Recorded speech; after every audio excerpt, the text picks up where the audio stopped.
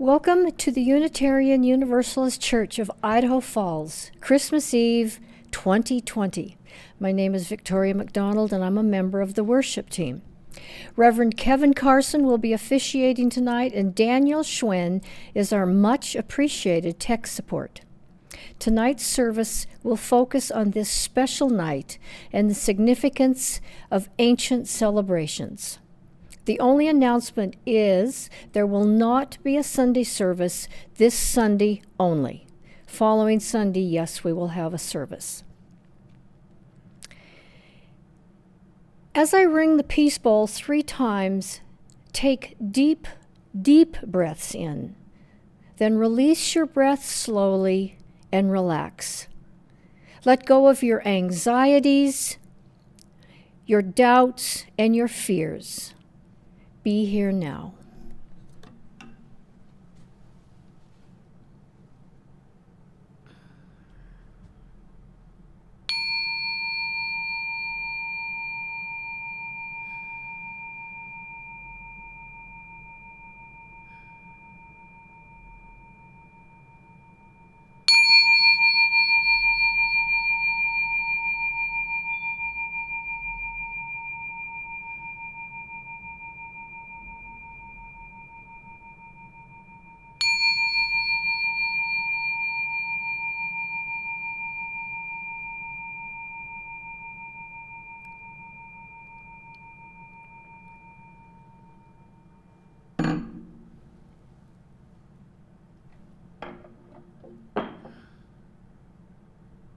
So, you've got music?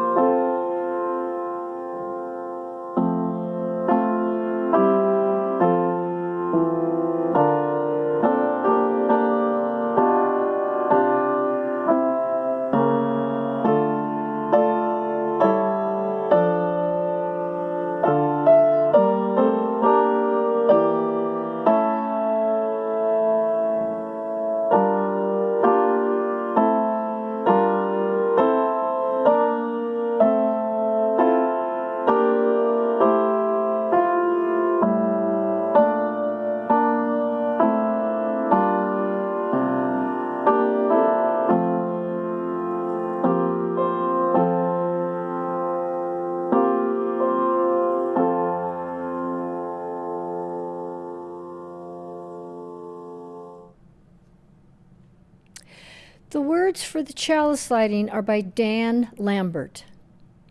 We gather together on this Christmas Eve as fellow sojourners, looking for light, for hope, for peace, and for love. We gather as people from many backgrounds, many faiths, many cultures, and many spiritual paths. But as we light this chalice, we gather as one body, looking to the Nativity for its message to all of humanity. Its message is that there is light, there is hope, there is peace, there is love.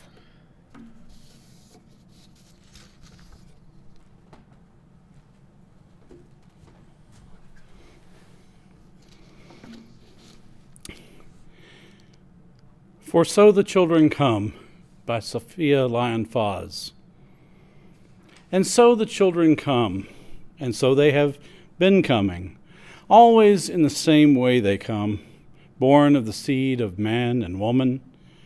No angels herald their beginnings, no prophets predict their future courses.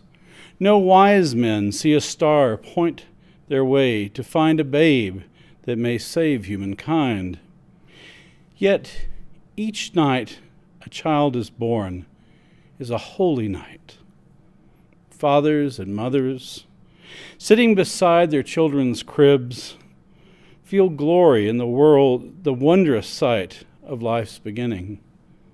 They ask, when or how will this new life end? Or will it ever end? Each night a child is born is a holy night, a time for singing, a time for wondering, a time for worshiping. I invite you to join in our opening hymn, number 228, Once in Royal David City.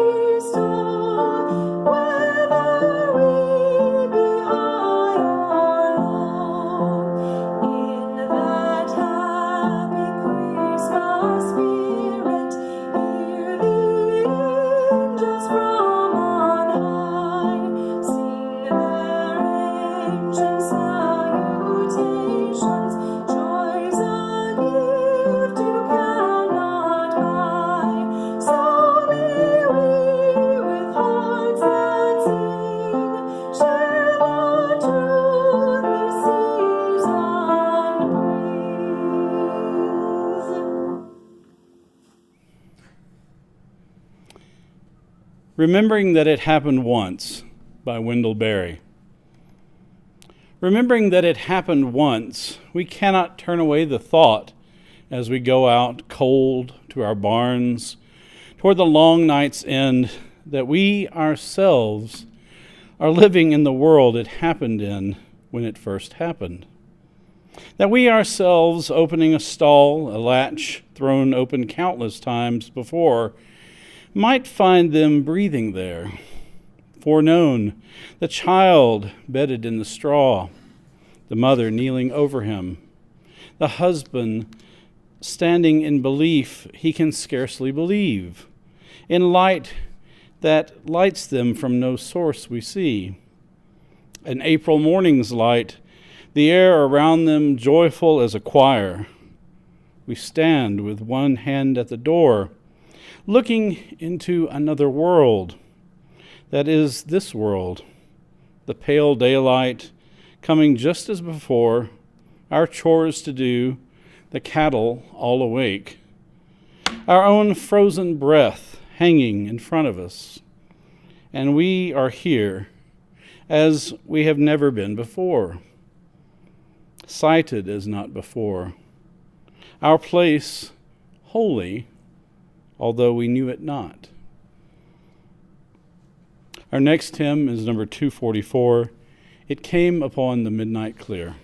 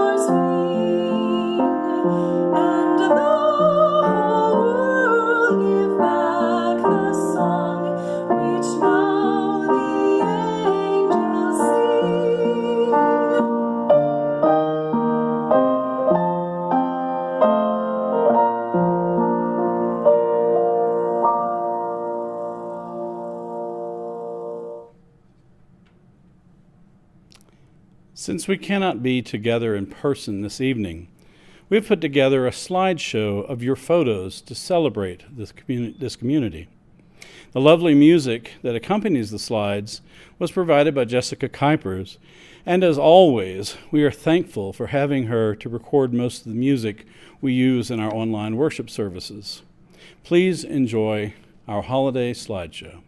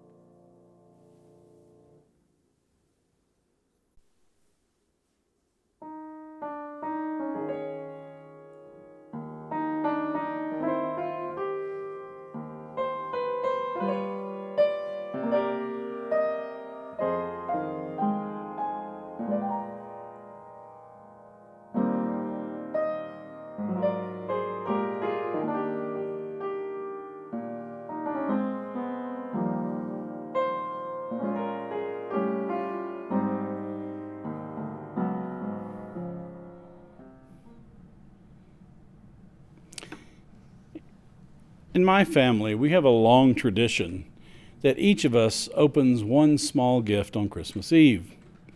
We gather around the Christmas tree, enjoying some hot chocolate or perhaps a glass of port for the adults, and we take turns opening our gifts so that each of us can share in the joy of the occasion.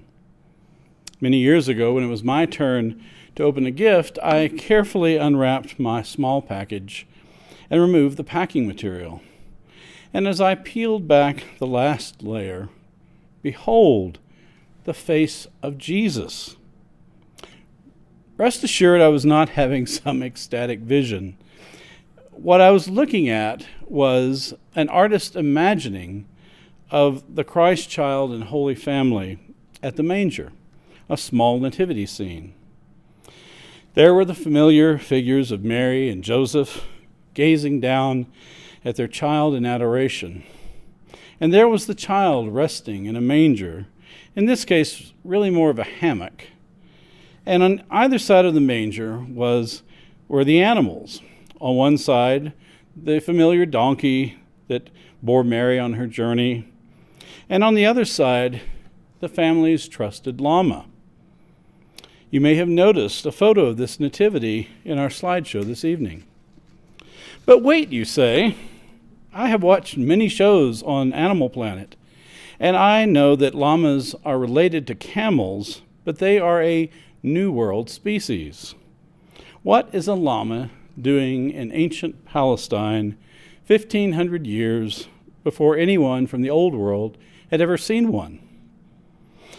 Perhaps the distinctly brown faces and native Peruvian clothing worn by the Holy Family provides a clue. This is the birth of Jesus, imagined through the eyes of an indigenous Peruvian artist. For this artist, not having a llama present at the manger would have been unthinkable. Of course, an animal this important and beloved would be attending the baby Jesus at the manger. I have collected nativities for years, so I was delighted with this gift. I'm especially fond of unique and unusual nativities from around the world, and I generally prefer the simpler ones that depict the Holy Family with perhaps an animal or two. And I included a few of my collection in the slideshow for you to look at. I've had somewhere around 25 or so at this point. Some of my favorites are the Inuit or Eskimo family in front of an igloo with a seal and polar bear attending the manger, and the family from India flanked by a tiger and an elephant. Now, admittedly, it might be a bit disturbing for some people to see the Holy Family so close to some of the world's largest predators, but these appear to be friendly enough. One of my more recent acquisitions dispenses with the humans altogether, imagining the Holy Family as Ursus americanus, 3 American black bears, surrounded by a cast of woodland creatures who have apparently set aside any concerns about predator-prey relationships to pay homage to the newborn cub. While some people might find such reimaginings of the nativity scene to be quaint or simply the use of artistic license, I see deeper reasons why the artists created nativity scenes like these. They move the nativity story beyond the traditional versions in the gospel, even beyond Christianity itself, pointing to a sacred truth expressed so beautifully in the words from Sophia Lyon-Fahs, that each night a child is born is a holy night. The nativity story resonates so easily with us because that is how human beings come into the world. Even if you have never been a parent, there is something holy and magical about seeing a newborn child. And it is particularly so if you are a parent. Seeing the image of Mary and Joseph gazing upon their child in the manger needs no theological explanation. And if the artist includes animals, shepherds, wise men, or angels sharing the blessed event, it just reinforces the message of how special each new human being is coming into the world. The metaphorical truth of the story transcends the historical account, whether it is factually true or not. But I do want to say a little more about the history of nativity scenes and the historicity of the story.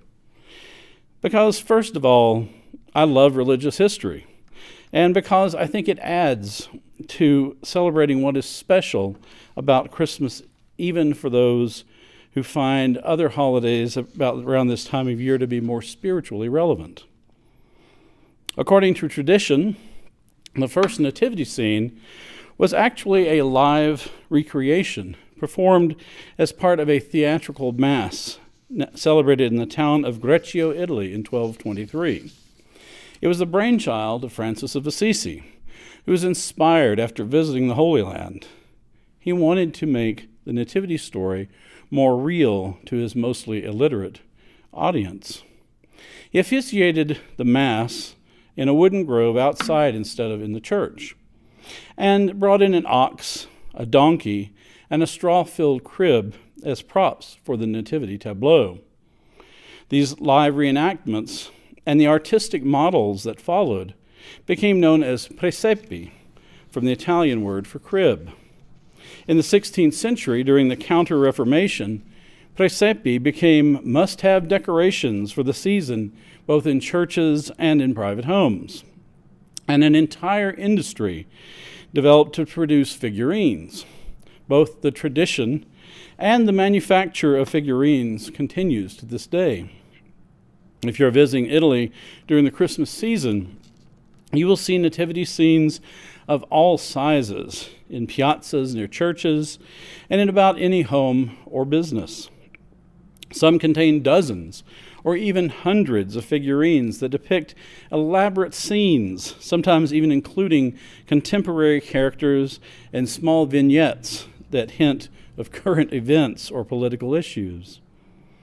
As for the nativity story itself, let me state up front that I agree with those biblical scholars who conclude that almost nothing about the two versions in the Gospels is factually true, or represents what we would call a historical account. That was not the point of the Gospels in general. They were attempts to reveal the truth about who Jesus was from the perspective of the gospel authors. It is interesting that only the authors of Matthew and Luke even considered the story of Jesus' birth to be important enough to mention. And despite what you may have seen in Christmas pageants and movies for years, they tell two very different stories.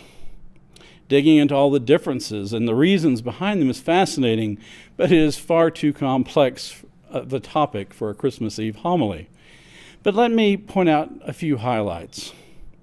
In most churches tonight, Christian churches, that is, you would hear the reading of Luke's version, which has become the preferred, more poetic story, beginning with the journey of Mary and Joseph to Bethlehem, to be taxed.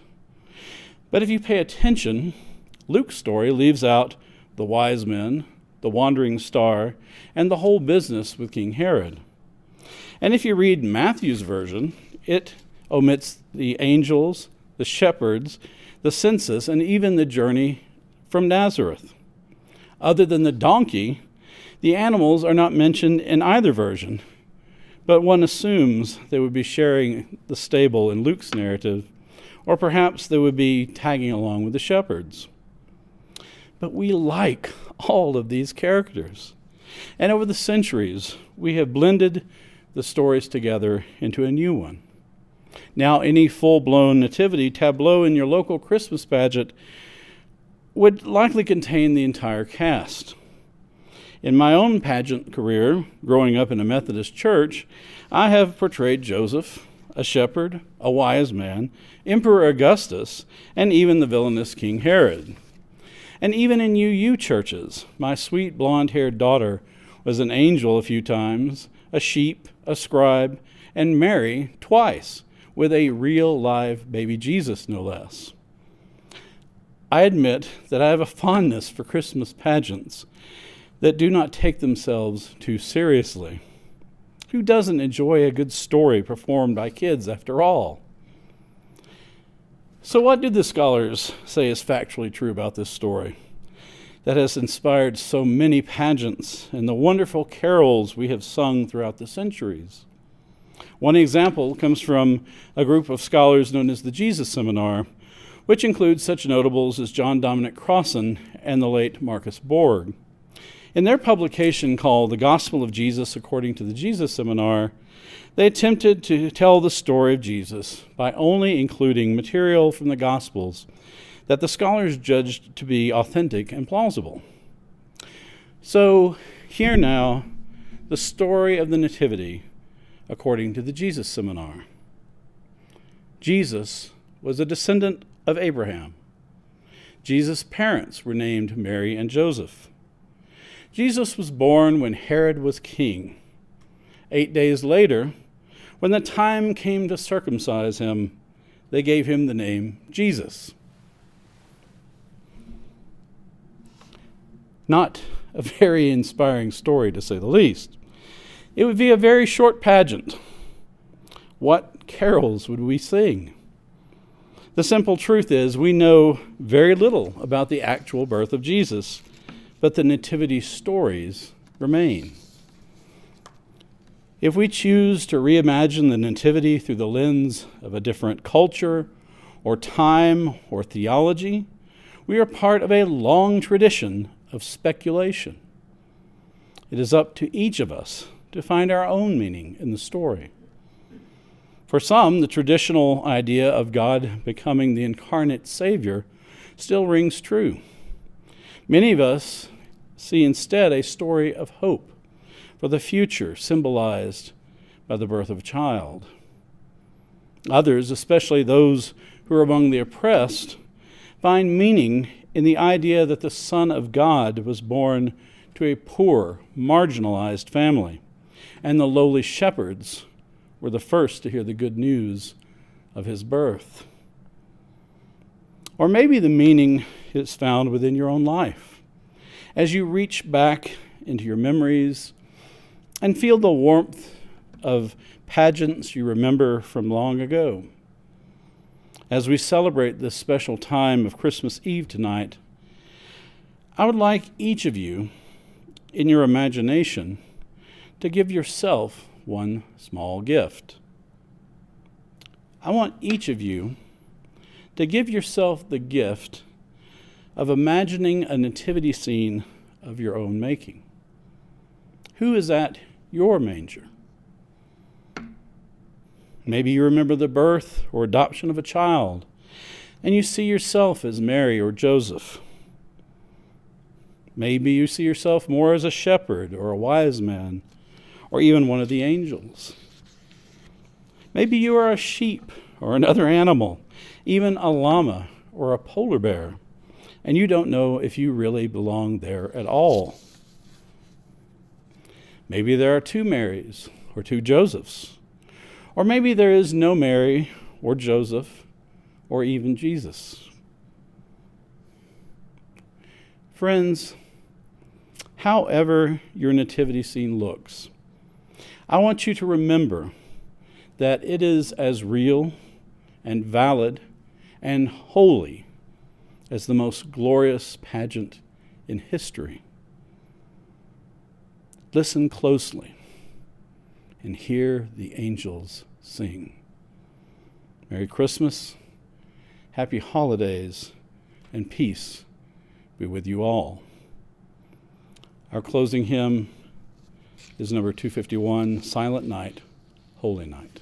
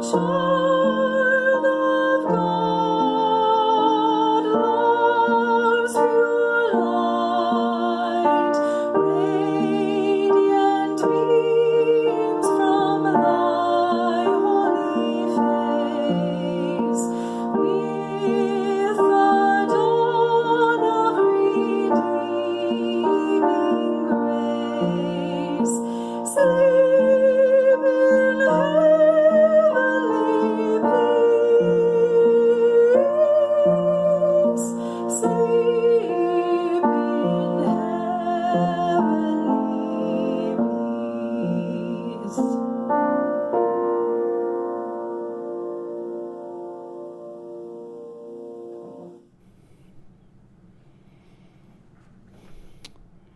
Now the Work of Christmas Begins by Howard Thurman. When the song of angels is stilled, when the star in the sky is gone, when the kings and princes are home, when the shepherds are back with their flocks, the work of Christmas begins. To find the lost, to heal the broken, to feed the hungry, to release the prisoner, to rebuild the nations, to bring peace among the people, to make music in the heart.